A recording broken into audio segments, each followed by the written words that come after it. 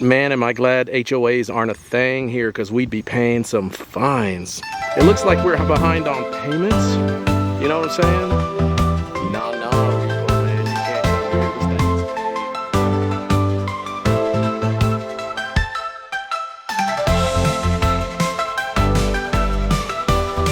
The rainy season is well underway and the vegetation has turned lush and green. The bovine residents of the neighborhood can now snack on fresh greens, as can the various insects and vermin lurking in the creeks and crevices of places I dare not tread. The land only needed 2 summer downpours of rain, each lasting roughly an hour long, for the vegetation to spring back to life. And it only took the same period of time for me to realize that the house is basically sitting on a red clay artificial mound placed there by the builders. So long as there is no rain, the red clay behaves like rock. Once you receive a good downpour, though, the ground begins to become a sticky, slushy mess.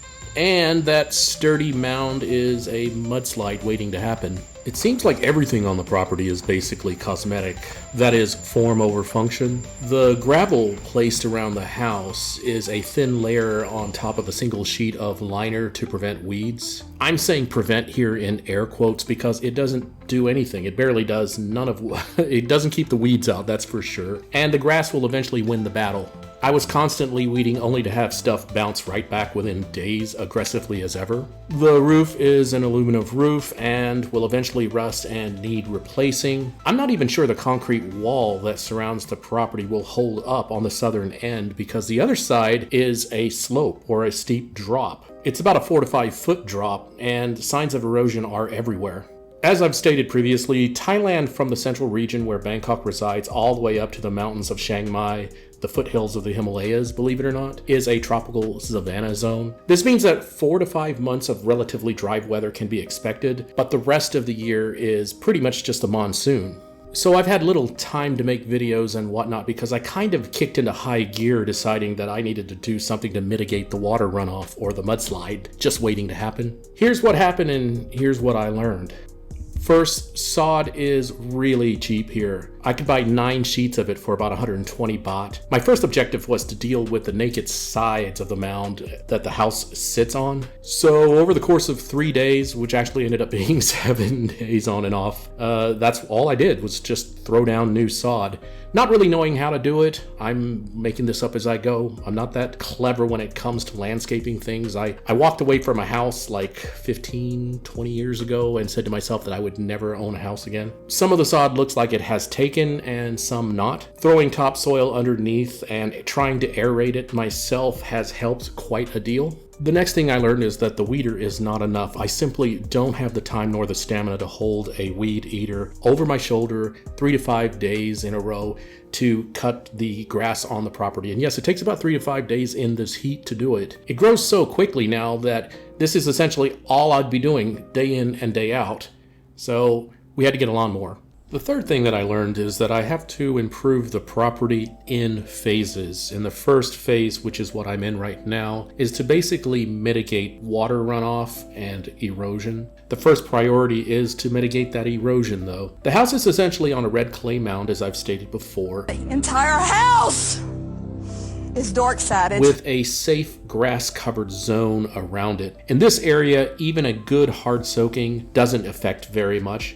The ground is firm and it doesn't sink or give way. Then at the edges is what I call the soft grass covered zone. Here the ground gives way easily and sinks if you jump up and down on it. There are tiny sinkholes in places and the ground can be kind of uneven. In the back of the house, in this soft zone, there's actually an indentation that goes down about 3 inches from the safe zone. So it feels like that entire area wants to just kind of fall off because there is a drop. And I don't think that drop was there when we first moved into the house. And no, this is not hyperbole. I do feel like that entire section would readily just fall off or drop. Now, surrounding the house is a moat of a 3-foot drop-off of the original, what I believe to be the original ground. This is where the original house that was on the property before this one was built is on. By the way, while I was digging up the garden, whatever, I kept coming across tiles and bricks and stuff from the original house, so I don't think they actually discarded the stuff, they just kind of built on top of it. Now in the back on the southern end, there are 2 palm trees that do not offer very much shade, and they don't really offer anything by way of helping with the erosion. In the back in the northern end, there is a tamarind tree and 3 sugar apple trees, and they offer a good deal of shade in that specific area, but they don't really help with the erosion either. So as I stated, my initial plan was just to throw sod on the slope of the soft grass covered mound area that drops off to the ground below. Just throw sod there, slow down the erosion, stop all that runoff from happening. Additionally, I planted trees and bushes along the soft covered area in the back. An oleander, known for being highly toxic, but also having a robust root system, and it helps with slope erosion. This kind of plant, the oleanders, regardless of the color, they're actually known for helping with slopes. So if you plant them on slopes, they kind of, depending on where you live and what climate you're in, they can take over. They make a really good hedge bush, but they really help with erosion, so that's why I chose it. Plus, it's pretty. Next, I planted a flowering bush that should get about the size of a small tree. I planted a lime tree and a mockroot lime tree. Now the mockroot lime tree is also known as the kaffir lime, but kaffir is actually a derogatory term that refers to dark-skinned people in parts of Southeast Asia. So it's kind of falling out of style to say kaffir lime. Besides, the Thais call it mockroot, so I call it the mockroot tree as well. These plants in the back will hopefully mitigate that soft ground zone in the back. On the slope on the southern end, I planted 3 banana plants about 15 feet apart and 2 dwarf papaya trees in between. Additionally, I got a few ornamentals planted in there and 2 taro plants to help with the erosion. There are tons of weeds at this point that are growing on that side, and I'm glad to have them because what I'm really trying to do right now is just mitigate that water runoff. Weeds will do the job just as good as grass will. For the front of the house, my priorities shift a bit from mostly function to a bit of attention towards aesthetics. In other words, what it looks like from the street, curb appeal. First, there isn't much erosion happening. The sod has taken care of most of what is happening on that side. My primary concern with the front is to liven it up and clean it up a bit. This process is nowhere near completed, but the steps needed have begun. First, the largely ignored and overrun flower bed in the front is an area of concern for me. I decided that instead of throwing the baby out with the bathwater, I'm going to work in patches. It's not what the garden looks like close up for me that's so much important as what it looks like from the street, and what it needs is color.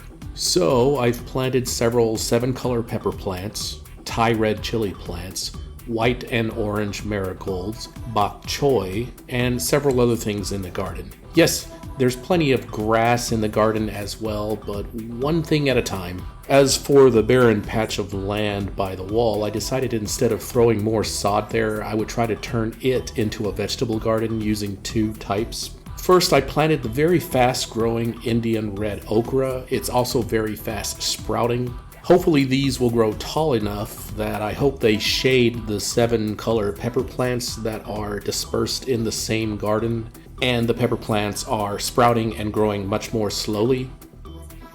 Now, scattered throughout are lemongrass, and that's mostly because of the snakes. I've mentioned before that snakes are an issue that you have to contend with here in Thailand, especially in the northeast area. And boy, I wasn't bullfishing there. I've seen 4 snakes in the last 10 days. 2 of them on the property itself and 2 of them on the road. Some jerk just ran over one of them. I find that befuddling in a Buddhist country.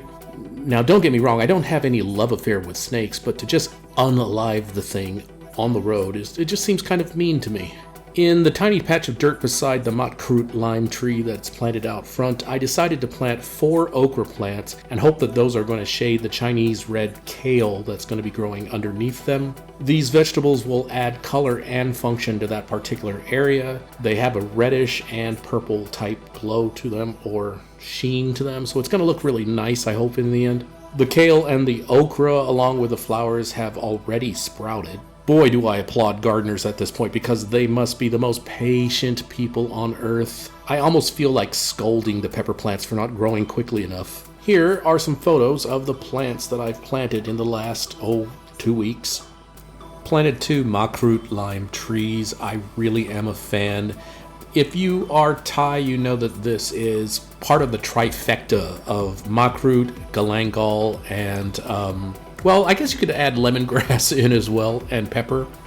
So basically the 4 horsemen of Thai food. Next is lemongrass, which snakes don't like because snakes are very sensitive to chemicals, and lemongrass puts out a couple of chemicals that are nauseous to snakes. It is kind of a wives' tale that insects don't like it. Actually, insects don't like the oil when it's distilled down, but lemongrass isn't really going to keep mosquitoes away from you. By far, my favorite plants are the 2 lemon lime trees that were planted. These are a hybrid fruit, obviously, but they taste incredible. I will not be going back to regular limes now that I have this tree. I have actually 2 of them, and I love them. It's funny that being in Thailand, these things just grow year-round, and they produce fruit year-round. About 3 to 4 times a year, you're going to get lemon limes on these trees once they have matured. There's a hint of lemon, a lot of lime. It has a sweeter, softer flavor than both of them for some reason. And there's like a tiny hint of mandarin orange as well. So, I mean, it's the perfect fruit. Makes a terrific smoothie. Next is the starfruit tree. I only have 1, but I only need 1. These things produce a lot of fruit. And being in Thailand, we're kind of spoiled because these grow really easily here. They come in 2 varieties, sweet and sour. Sour is normally used in yam salads like somtam, but I opted for sweet. Next is the crunchy and sweet wax jambu tree. I love wax jambu. I think they call it champu here in Thailand. Some bugs been eating up on the leaves, so I ain't happy about that. We already had 3 papaya trees, and they're still small, but I opted to go get 2 extra dwarf papaya trees. These grow no taller than a man, according to the lady who sold them to me. Now, whether that be a Thai man or a Farang male, I don't know. It's still not very tall. And folks, I planted so many things in the last 2 to 3 weeks that there's basically going to be peace in the Middle East before I can finish the rundown of everything that I planted. So I'll continue these in future videos. I'd like to just say that thank you very much for your patience. I know it's been like 3 weeks since I've actually uploaded anything, but priorities are priorities. I wanted to stop the erosion, and working from like sunup until I basically just crash from exhaustion has kind of taken me away from making these videos. I'll try to make more material with more frequency, and it's more likely now that I've kind of gotten phase 1 underway.